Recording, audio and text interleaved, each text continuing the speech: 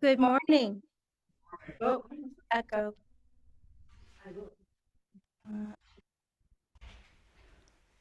So, Chris, I bet it's coming from the phone. I don't think it's coming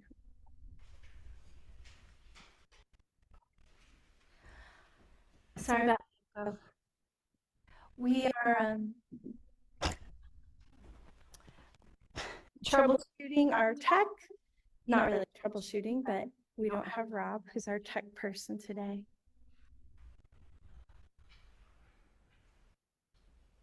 And somehow we have an echo on our. Well, anyway, welcome. Double to Jack. Church. You're bounce. Did you get an echo? We'll just have fun with it. I think, Chris, if there's audio in the phone upstairs, that's probably what it is. So even if we turn the volume down on the phone upstairs, that would get rid of it. I think it's better, right? Oh, well, somebody fixed it. I don't know who did, but it's magic. Thank you to my husband and the powers that be. All right, so the usual excitement.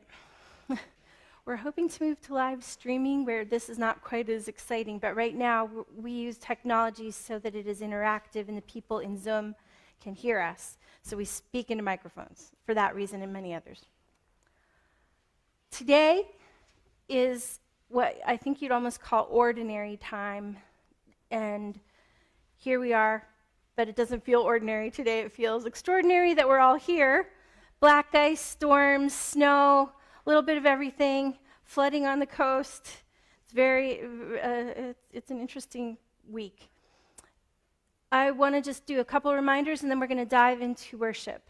The first of these reminders is, and you probably saw it posted on every door, there's a big orange poster that reminds you we have an upcoming annual meeting. If you are interested in becoming a voting member and don't have that status yet and want to have it, there's the next time you can sort of learn about who we are is through a Zoom membership inquiry class on Wednesday. So let me know if you want to come to that and explore what it means to join the church. I just want to say that truthfully, we leave the door open for all of our friends and neighbors. So there's virtually nothing in this church that is inaccessible to you if you remain a friend. The big difference is solely that you can vote when we have business meetings, when we're voting on our budget or our officers. And the only thing that you can't volunteer to be is an officer in the church or a member of the trustees. You need to be a member in order to be the moderator or the treasurer or to serve on the trustees.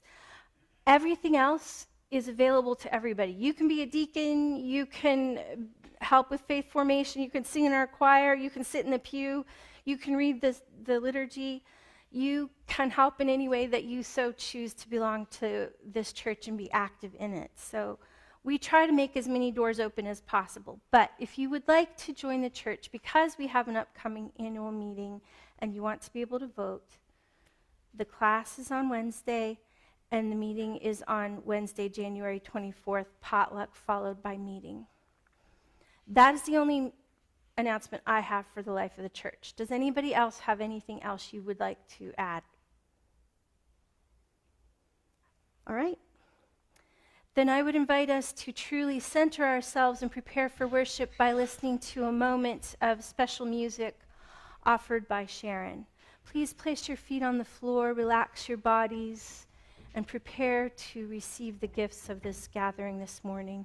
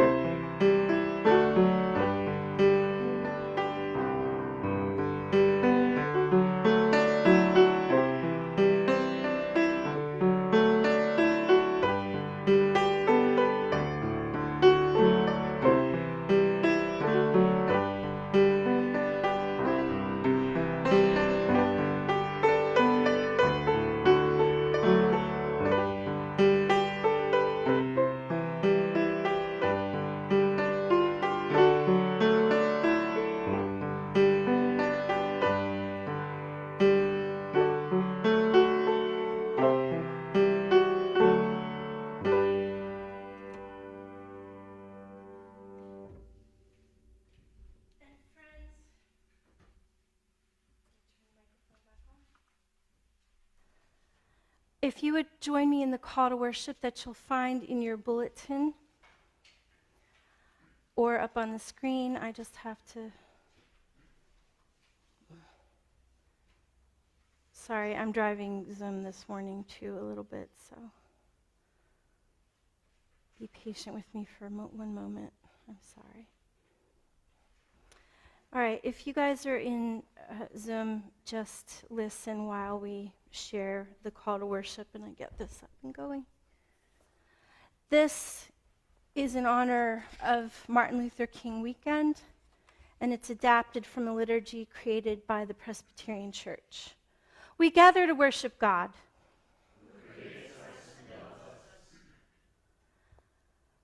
who gifts us with diversity and makes us for community,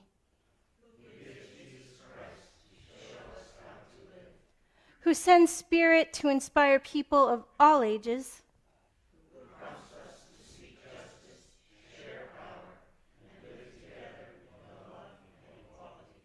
who invites us to join the struggle for wholeness and well-being for all, and whose presence, grace, and love sustain us in our living.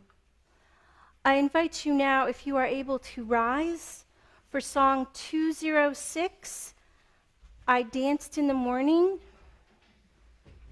in the red hymnal.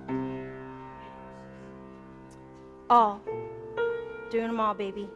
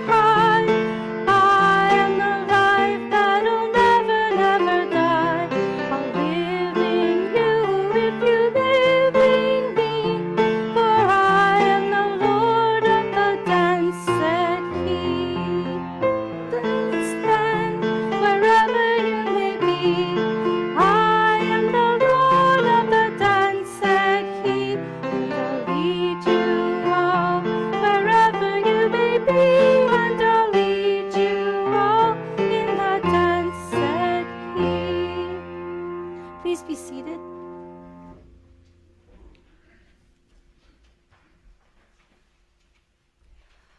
We're going to start this morning by praying in unison a prayer that was offered up by the Reverend Dr. Martin Luther King.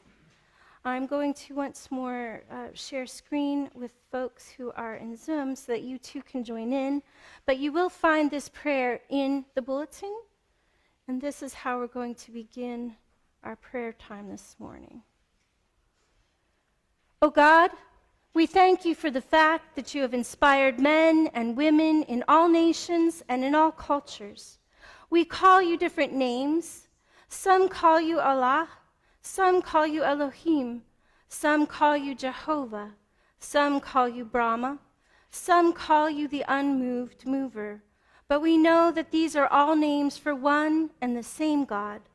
Grant that we will follow you and become so committed to your way and your kingdom that we will be able to establish in our lives and in this world a brother and sisterhood, that we will be able to establish here a kingdom of understanding where men and women will live together as brothers and sisters and respect the dignity and worth of every human being. In the name and spirit of Jesus, amen. I want to point out to you the prayer concerns that you can find on the insert in your bulletin. We have many, many names here and certain situations for which we are praying regularly. I'm going to make sure the folks in Zoom can see those as well. I want to add to the list of names that you see in the bulletin the name of Judy. And I believe Phaedra is not in this list right now, and so we're going to lift up Phaedra as well. If you all have the names of places or people that you want to lift up in prayer out loud, this is your opportunity to do so in this circle of faith. So please go ahead, and if you're here in the sanctuary and you wish to share a name, a prayer concern, please do so. Michael Kurtz. Thank you. Peace in Gaza. Tim, who's on hospice. Parker. Kurtz. Tim Harmon. The coast of Maine, the coast of Massachusetts, where there's flooding going on so many places right now. Are there any prayers in Zoom, Jeanette, that you see that we should be lifting up?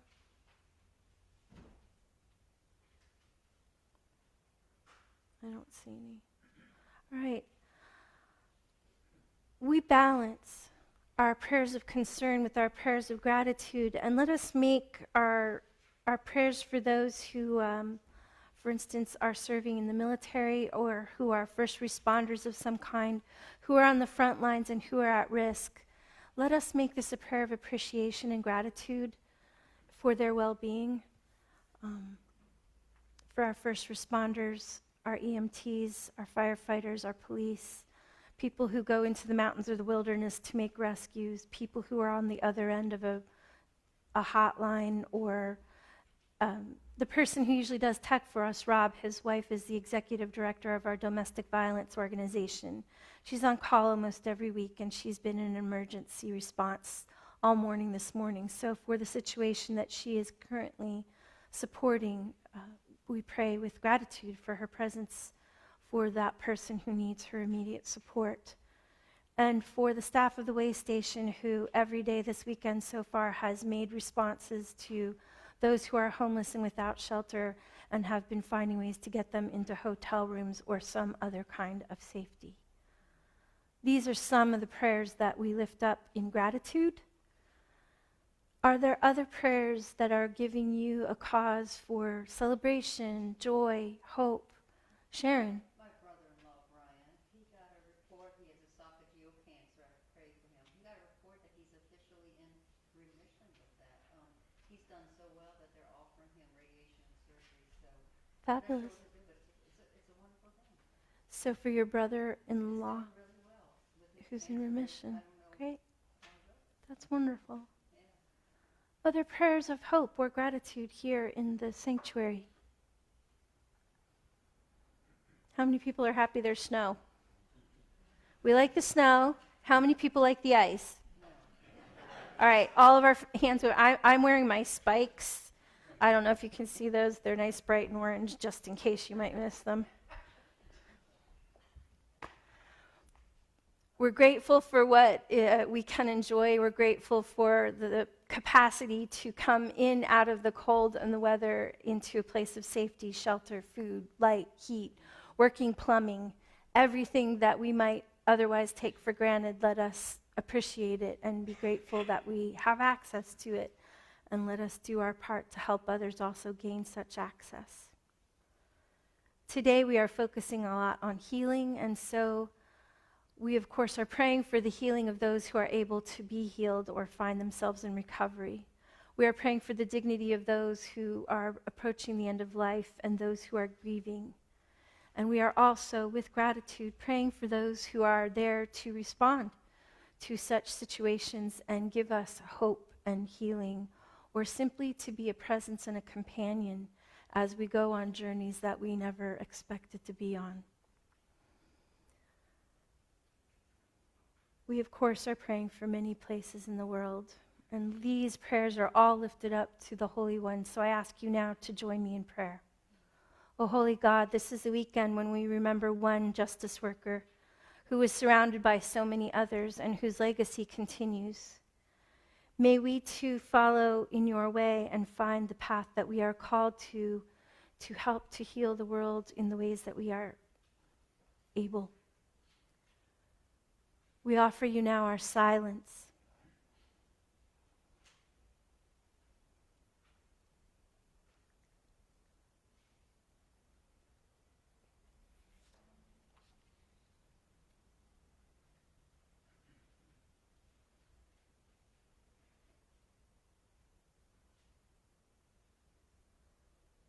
And we lift up our voices together, and I definitely point you towards the bulletin. We are going to use the New Zealand version of the Lord's Prayer.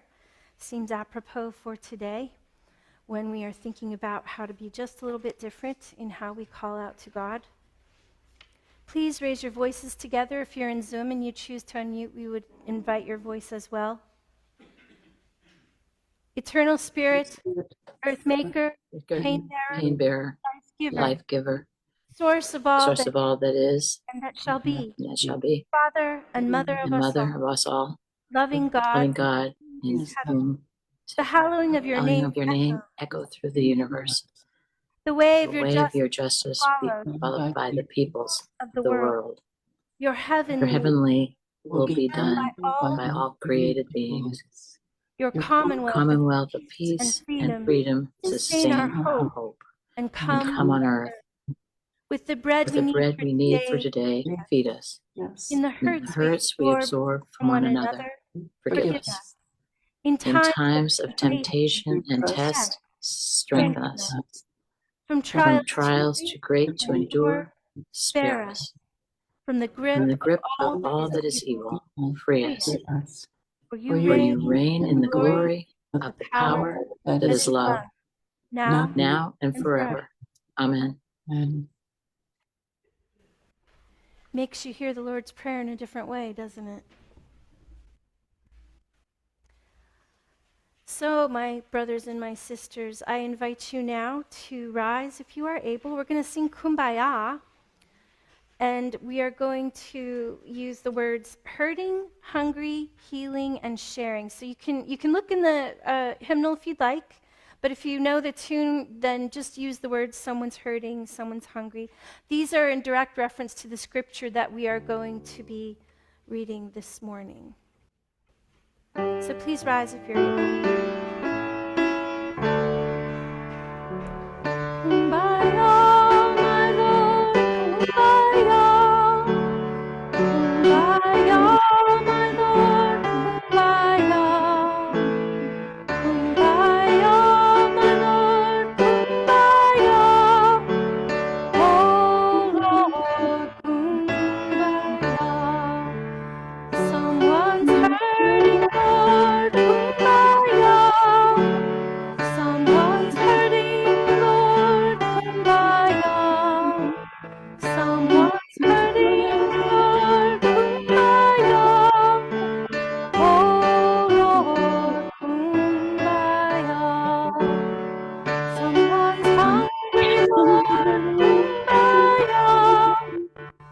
Someone's hungry, Lord, kumbaya.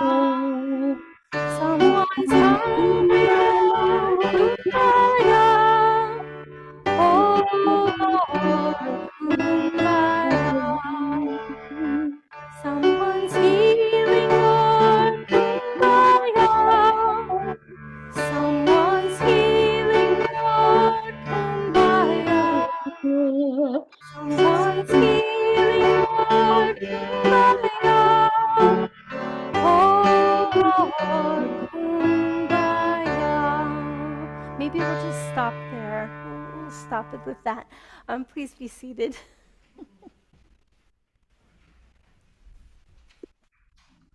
Thanks, you guys. That was good. And Ginger, you're going to read? Fabulous. Thank you.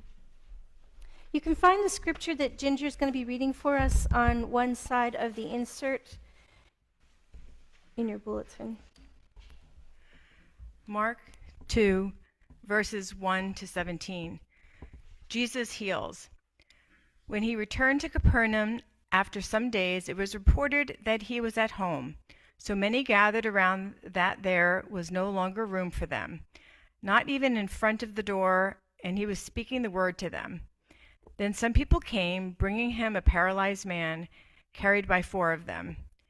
And when they could not bring him to Jesus because of the crowd, they removed the roof above him. And after having dug through it, they let down the mat on which the paralytic lay. When Jesus saw their faith, he said to the paralytic, "Child, your sins are forgiven." Now some of the scribes were sitting there questioning in their hearts, "Why does this fellow speak in this way? It is blasphemy.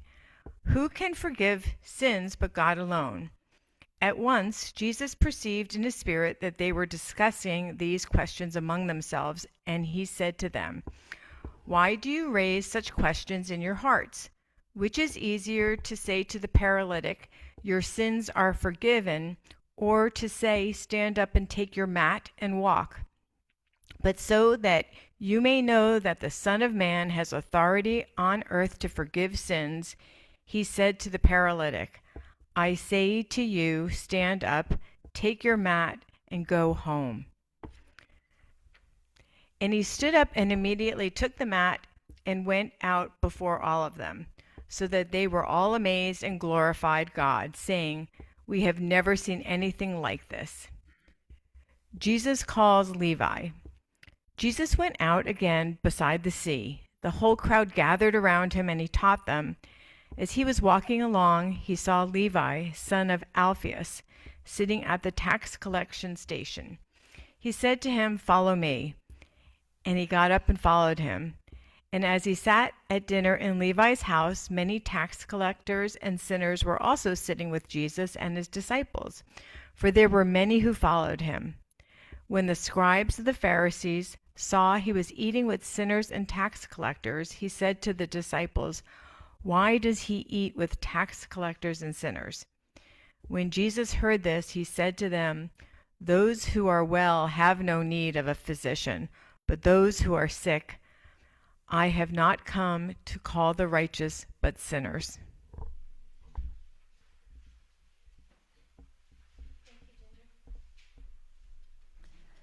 Friends, I ask that you will pray with me.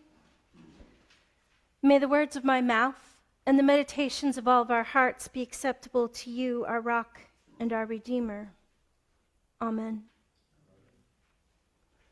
So we deliberately sang 3 unusual words for kumbaya: hurting, hungry, and healing. These 2 stories, first, Jesus healing somebody who is lame, who has no mobility and cannot walk. And then Jesus sitting down to eat with somebody who is an outcast, or at least an outsider in his own community, show us 2 kinds of healing in his day. So let us imagine first the story of the friends who bring their friend who needs healing to this man. They've heard the rumors. He's already been healing. This is early in his ministry. It's shortly after he was baptized. So in the book of Mark, it jumps right into baptism and then the beginning of Jesus' ministry. And the word has spread very quickly that this man can transform your life, that he can take care of your body and bring you into a wholeness of being that is desirable, of course. And so these friends carry their friend on a stretcher. And the place is so crowded because he's already so popular and he's sitting and talking with people and possibly healing other folks that they can't get near him.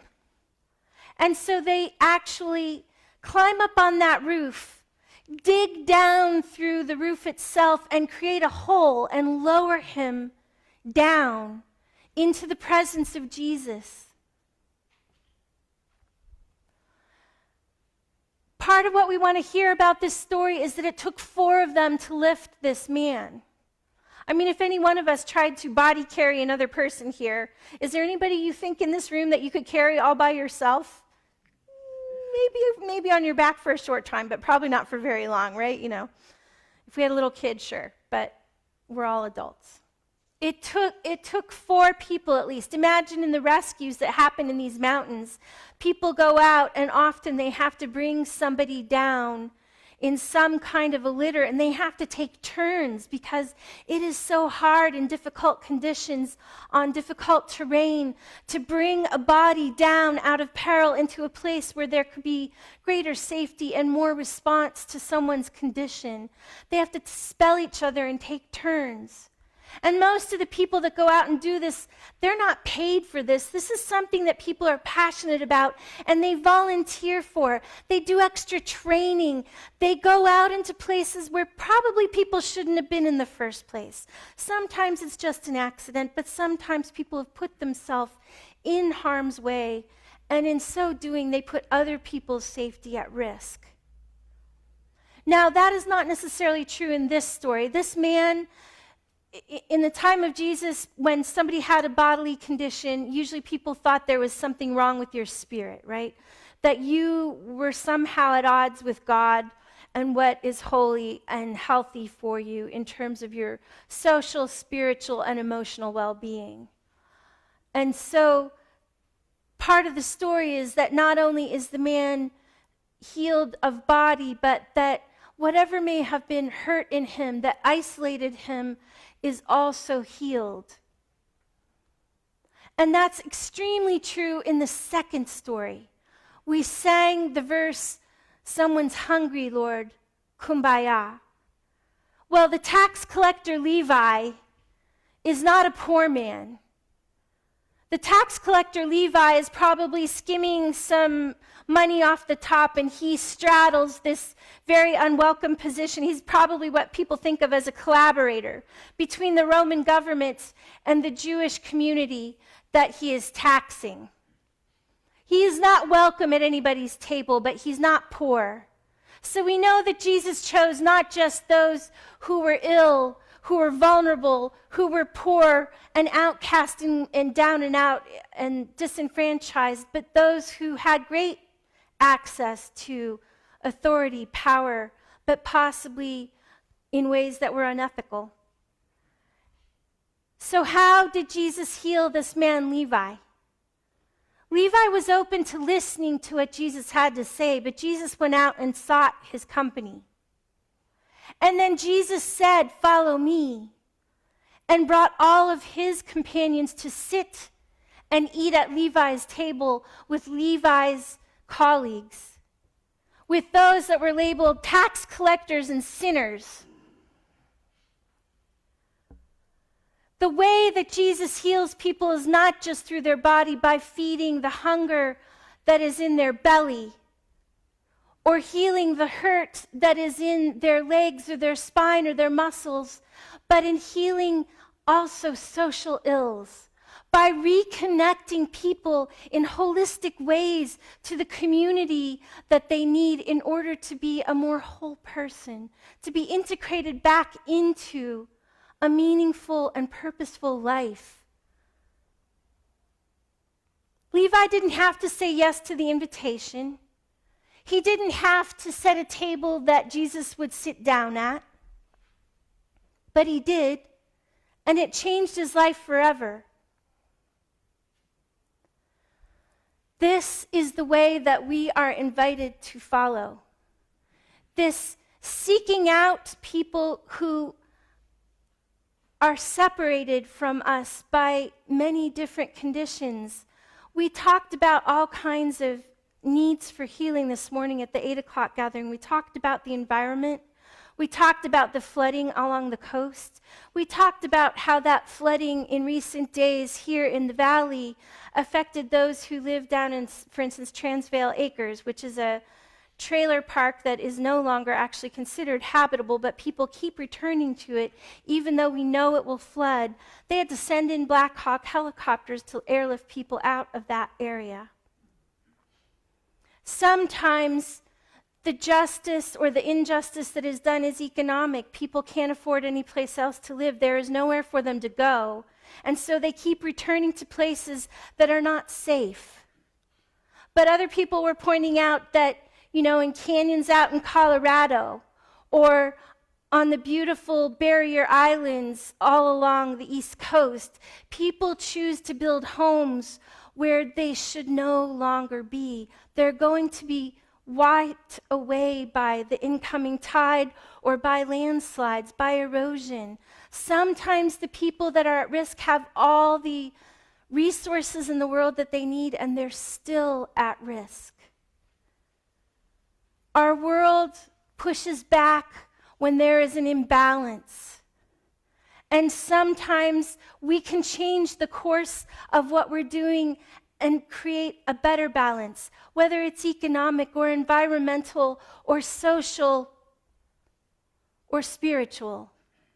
In all these ways, Jesus was paying attention to his community. He was paying attention to politics. He was paying attention to religion. He was paying attention to a living wage. He was paying attention to people's inner being, to their intellectual growth, and to the very needs of their bodies. There was no part of life that he did not touch when he lived and walked through the world. And we know that this is true because people like Martin Luther King turned to him for an example of what they might do in their time to change things in their time. Reverend Dr. Martin Luther King was told, just leave things the way they are and be patient. Eventually things will change. But he knew, because history had already shown him that that was not true. There had been some progress in some ways, but change needed to come at a different pace and with greater impact for all of his people. And so he chose a form of resistance. He chose a form of changing the institutions that were not serving his people well. And again, created a legacy that we can turn to still and admire and try to build upon. In our time, we too are people of the book, people of the way, who are called to some form of response to what we see around us that needs to be made whole, needs to be connected all over again. This is the beautiful message of the life of Reverend Dr. Martin Luther King, and it is the great holy message of Christ, whose story is passed down generation to generation and inspires leaders, poets, prophets, singers, inspires us to show up in a pew, but when we leave here to go back out and do one next thing that will change our corner of the world, not to give in to despair or be overwhelmed by the news or the impossibility of change, but to believe that it is possible and that it makes a difference that we do one more thing that will help someone else or restore integrity to our own lives. How many people were here last Easter and heard my Easter message? I'm going to kind of repeat it again. All right. So I'm doing show and tell now. I know a lot of you weren't here, don't worry. but I'm doing show and tell. There is an art form called kintsugi. Has anyone heard of that? Last, I'm going to pass this around. So you can just pass it from pew to pew. There are two different examples. One is a ceramic bowl. One is a wooden, now it's a cutting board. Here, Sharon, that's what it looks like. In both cases, these were broken. The ceramic was completely dropped in half at a minimum. The board was sheared and had a huge crack in it. The art of kintsugi is to take something that is imperfect, something that is broken, that needs healing or restoration, and make it new, but to show the cracks, to learn from the hurt and the wound, not to hide it or think that it is no longer part of your story, but to actually turn it into something beautiful. Ginger's husband, David, says that in the Army, what people learn from things that go wrong is called scar tissue learning. You remember when things go wrong. You remember and you learn a lesson, and it might be hard, but you carry that scar and you learn from it and you make meaning out of it. So these artists take what is broken and they bind it with something beautiful. Here, look at this one. In the pottery, they take gold and they actually restore the pottery by joining it with a gold seam. Sometimes they then paint it. The wooden board that we're passing around is filled in with turquoise. Something that was broken is made usable or beautiful again. And so it is with the life of someone who is broken. And that is every one of us. At some point, we have been hurt or broken. And so is our world sometimes hurt and broken and vulnerable. But the way that we are shown is a way that restores us with our scars, with our wounds, with the learning that we bring to it, and makes of us something new and transformed, so that we too can be put to service and purpose, whether it is to show beauty, to offer gratitude, to enter into the work of this kingdom of understanding that the Prayer of New Zealand asks us to enter into. When you leave here today, listen, watch, see, listen in your heart for ways that you might need to be reconnected to something that is holy and meaningful and purposeful.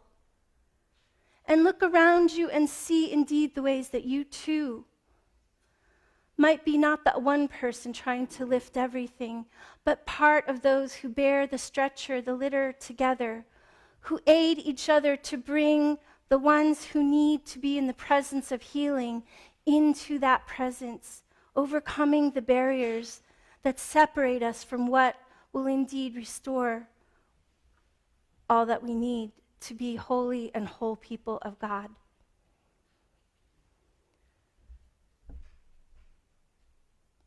This is the message of healing that is offered for us today. Thanks be to God.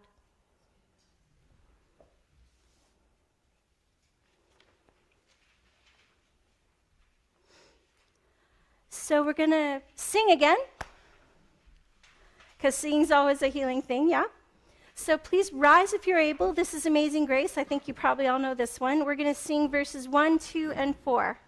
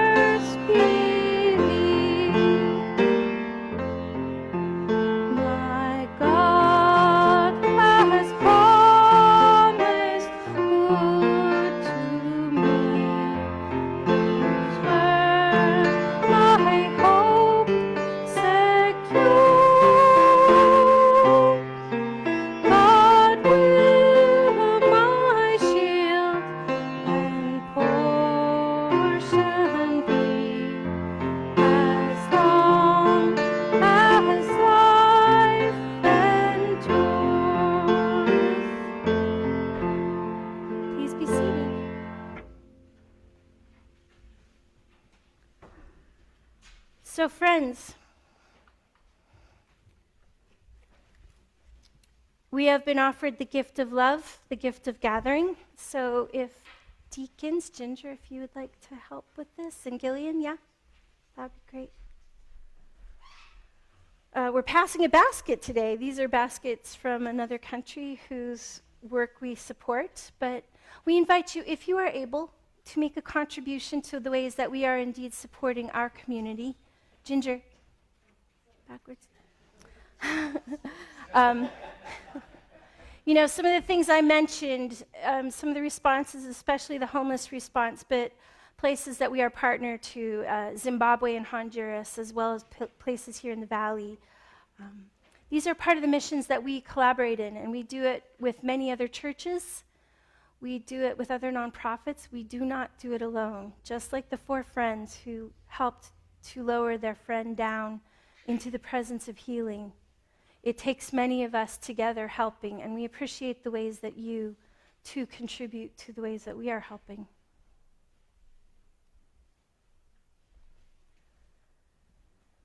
And I ask that you will pray with me now and bless this offering.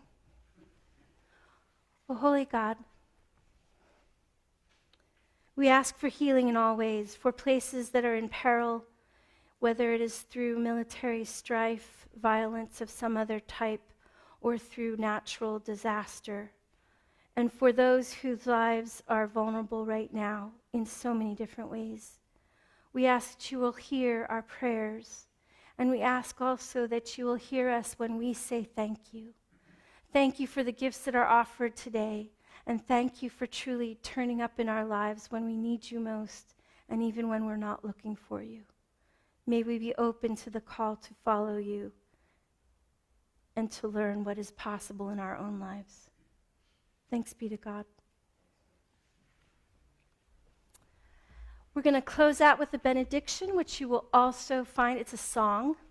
You'll find that in your bulletin as well. And there is hospitality, I'm guessing, hospitality after church. If you want to have a nice cup of coffee or something, we have some for you. Avoid the ice for a few extra minutes. And otherwise, we wish you peace and blessing as you go about your day and your weekend, and safety, of course. Please rise for the benediction.